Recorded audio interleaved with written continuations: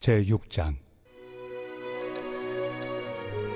너희 중에 누가 다른 이와 더불어 다툼이 있는데 구태여 불의한 자들 앞에서 고발하고 성도 앞에서 하지 아니하느냐? 성도가 세상을 판단할 것을 너희가 알지 못하느냐? 세상도 너희에게 판단을 받겠거든 지극히 작은 일 판단하기를 감당하지 못하겠느냐? 우리가 천사를 판단할 것을 너희가 알지 못하느냐? 그러하거든 하물며 세상 일이랴. 그런즉 너희가 세상 사건이 있을 때 교회에서 경히 여김을 받는 자들을 세우느냐? 내가 너희를 부끄럽게 하리 하여 이 말을 하노니, 너희 가운데 그 형제 간의 일을 판단할 만한 죄 있는 자가 이같이 하나도 없느냐? 형제가 형제와 더불어 고발할 뿐더러 믿지 아니한 자들 앞에서 하느냐? 너희가 피차 고발함으로 너희 가운데 이미 뚜렷한 허물이 있나니 차라리 불의를 당한 것이 낫지 아니하며 차라리 속는 것이 낫지 아니하냐? 너희는 불의를 행하고 속이는구나. 그는 너희 형제로다. 불의한 자가 하나님의 나라를 유업으로 받지 못할 줄을 알지 못하느냐? 미혹을 받지 말라. 음행하는 자나 우상 숭배하는 자나 간음하는 자나 탐색하는 자나 남색하는 자나 도적이나 탐욕을 부리는 자나 술 취하는 자나 모욕하는 자나 속여 빼앗는 자들은 하나님의 나라를 유업으로 받지 못하리라. 너희 중에 이와 같은 자들이 있더니 주 예수 그리스도의 이름과 우리 하나님의 성령 안에서 씻음과 거룩함과 의롭다 하심을 받았느니라. 모든 것이 내게 가하나 다 유익한 것이 아니요 모든 것이 내게 가하나 내가 무엇에든지 얽매이지 아니하리라. 음식은 배를 위하여 있고 배는 음식을 위하여 있으나 하나님은 이것저것을 다 패하시리라. 몸은 음란을 위하여 있지 않고 오직 주를 위하여 있으며 주는 몸을 위하여 계시느니라. 하나님이 주를 다시 살리셨고 또한 그의 권능으로 우리를 다시 살리시리라. 너희 몸이 그리스도의 지체인 줄을 알지 못하느냐? 내가 그리스도의 지체를 가지고 장녀의 지체를 만들겠느냐? 결코 그럴 수 없느니라. 장녀와 합하는 자는 그와 한 몸인 줄을 알지 못하느냐? 일러스되 둘이 한 육체가 된다 하셨나니 주와 합하는 자는 한 영이니라. 음행을 피하라. 사람이 범하는 죄마다 몸 밖에 있거니와 음행하는 자는 자기 몸에 죄를 범하느니라. 너희 몸은 너희가 하나님께로부터 받은 바 너희 가운데 계신 성령의 전인 줄을 알지 못하느냐?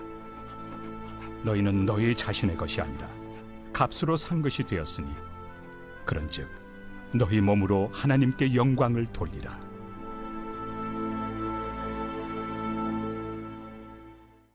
오늘 말씀 보시면 바울이 두 가지 문제들을 언급합니다.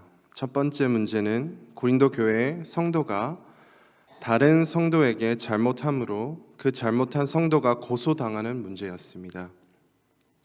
바울은 이 사실을 듣고 크게 마음 아파했습니다. 1절 말씀입니다. 너희 중에 누가 다른 이와 더불어 다툼이 있는데 구태여 불의한 자들 앞에서 고발하고 성도 앞에서 하지 아니하느냐. 사람은 잘못합니다. 그리고 실수하고 죄를 짓습니다. 그러나 바울이 마음 아파했던 이유는 이 성도들이 이 문제를 하나님 안에서 또 말씀 안에서 또 교회 안에서 자체적으로 해결할 수 있었는데 왜 교회 밖에 있는 예수 믿지 않는 사람들에게 이 문제를 맡기느냐. 하나님 안에서 충분히 넉넉히 해결할 수 있는 문제임에도 불구하고 그렇게 하였습니다. 또 그때 당시에 누군가가 고소당하면 시민들이 법원에 가서 구경할 수 있었습니다. 그 법정 사건을 놓고 수다 떠는 게 한 가지 취미였습니다.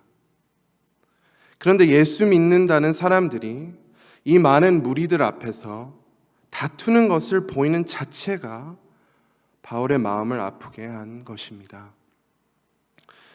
예수 믿는 성도들이 세상 사람과 아무런 다름이 없다는 것을 표출한다면 그들이 그리스도인이 될 이유가 없어지는 것입니다. 하나님께 영광을 드린다는 것은 하나님의 놀라우심, 하나님께서 모든 면에서 최고이시다는 것을, 또 하나님께서 나의 만족이 되어주신다는 것을 세상에게 보여주는 것입니다. 나는 정말로 하나님을 사랑한다는 것을 보여주는 것입니다. 하나님을 안 좋게 보이는 것은 정말 마음 아픈 일입니다. 그래서 특별히 리더들은 더 조심해야 합니다. 예수 믿고 있는, 그리고 믿지 않는 많은 사람들이 보고 있다는 것을 기억해야만 합니다. 항상 하나님 은혜 안에 거하는 삶을 살아야 합니다.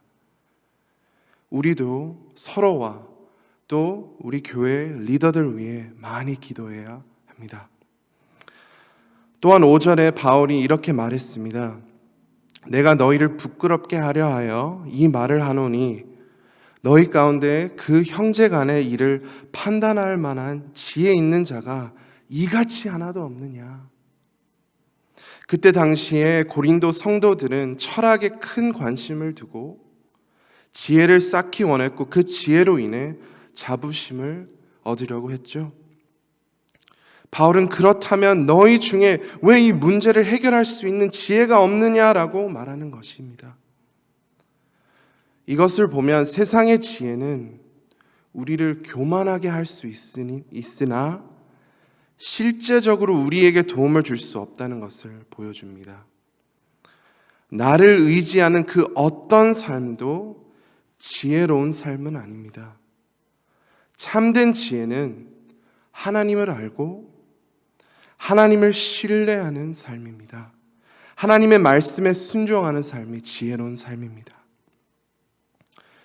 이 문제를 놓고 보면 우리가 억울한 일을 당할 때에 우리는 정의를 원한다는 것을 볼 수 있습니다. 우리 마음을 상하게 한다면, 우리를 큰 손해 보게끔 한다면 상대방이 마땅한 처벌을 받기를 원합니다.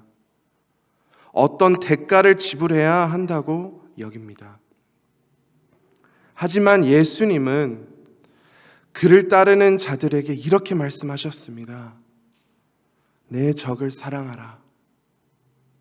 너를 핍박하는 자들도 사랑하라. 그렇다고 정의를 구하지 말라는 것인가요? 절대로 아닙니다. 하나님께 맡기라는 것입니다. 우리가 정말로 정의를 원한다면 완전하신 정의의 하나님께 맡겨드리는 것이 가장 좋은 방법입니다. 하나님은 모든 것을 보십니다. 하나님은 놓치시는 것 하나도 없습니다.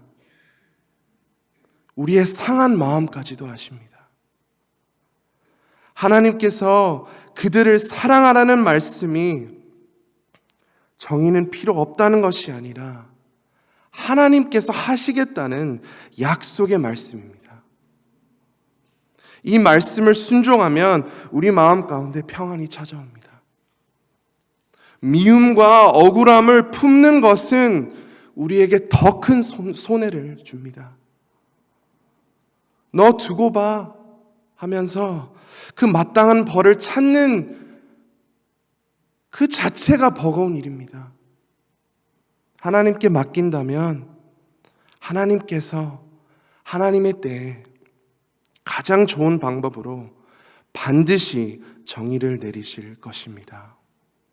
하나님께서 하셔야 우리 마음 가운데 평안이 찾아오고 완벽하게 해결되는 것입니다. 더 나아가서 하나님께서 그 억울한 일을 통하여 영광 받으십니다. 얼마나 좋아요. 바울이 언급한 두 번째 문제는 고린도는 성적으로 타락한 곳이었기에 고린도 교회 성도들도 성적으로 많은 유혹을 받았습니다. 고린도 성도들은 배고플 때 밥을 먹는 것처럼 성적인 욕구가 있을 때 창녀와 합해도 된다고 생각했습니다. 몸은 어차피 썩을 것인데 내가 내 몸을 가지고 자유롭게 살면 안 되나 이렇게 생각했습니다. 하지만 하나님은 우리의 몸을 그렇게 만드시지 않으셨습니다. 하나님은 우리가 거룩하게 살기를 원하시고 성적으로도 거룩하고 정결하게 살기를 원하십니다. 성은 하나님께서 우리에게 주신 선물입니다. 부부가 하나님 안에서 성을 통해 더욱 즐거워하고 더욱 하나가 되는 것입니다. 하지만 성을 우리의 욕구를 위해 사용되어서 셀 수 없는 낙태가 일어나고 셀 수 없는 사람들이 성병에 앓고 있습니다. 살아서 숨쉬고 사랑받아야 할 아기들이 죽임당하고 있습니다. 죄에서 자유를 얻고 평생 주님과 함께 동행할 수 있는 아기들이 죽임당하는 것입니다. 그 이유는 우리가 성적으로 타락해서입니다. 성적으로 타락해서 수많은 사람들이 성폭행 당합니다. 마음 무너집니다. 우리는 성폭행 당한 사람을 주로 불쌍히 여깁니다. 하지만 동시에 성폭행을 해야만 행복을 느낄 수 있다는 가해자도 불쌍한 것이 아닙니까? 성적으로 타락해서 이젠 어르신부터 8살 아이들까지도 성인 동영상 중독에 빠져 있습니다. 하나님은 우리의 명령들을 주신 이유가 우리의 즐거움들을 빼앗으려고 한 것이 아니라 우리가 올바르게 사용해서 더 즐겁게 살기를 원하십니다. 낙태와 성적 중독들과 성병 등의 아픔을 겪지 않기를 원하십니다. 죄에 빠지기 시작하면 계속 빠지게 됩니다. 조금씩 타협하면 우리 마음이 굳어져서 우리가 계속 그 죄에 빠지게 됩니다. 시작은 미약할 수 있지만 점점 마음이 굳어지면 다시 되돌리기가 어렵습니다. 죄에 빠지면 하나님이 보이지 않습니다. 우리 영안이 더러워져서 하나님의 사랑과 은혜가 희미해집니다. 사랑하는 성도 여러분, 우리가 죄를 멀리하는 이유는 죄보다 더 좋은 것이 있어서입니다. 우리가 죄의 노예로 사는 것을 피하는 이유는 자유함이 비교할 수 없을 만큼 더 좋아서입니다. 주님 안에서 사는 것이 더 행복해서 주님을 선택하는 것입니다. 우리가 성령의 인도를 따라 성령의 열매를 맺을 때 얼마나 기쁜가요? 제가 어렸을 때 자기 전에 저희 어머님이 밤마다 제 발톱 하나하나 땡기시면서 성령의 열매를 말씀해 주셨습니다. 사랑, 희락, 화평, 오래참, 자비, 양선, 온유, 충성, 절제. 그리고 이제 발바닥 해서 십자가를 그립니다. 할렐루야, 아멘. 이렇게 그리셨습니다.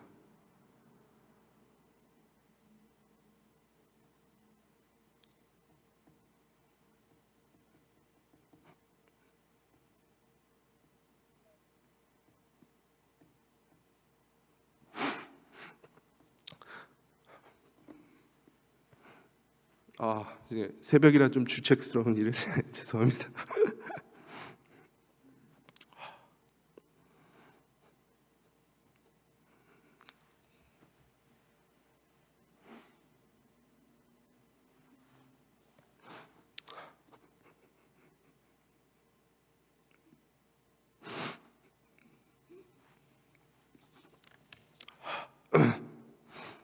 손톱으로 십자가를 그리셔서 간지러웠습니다. 그래서 매번 웃으면서 잠들었습니다. 그런데 이제 생각해 보니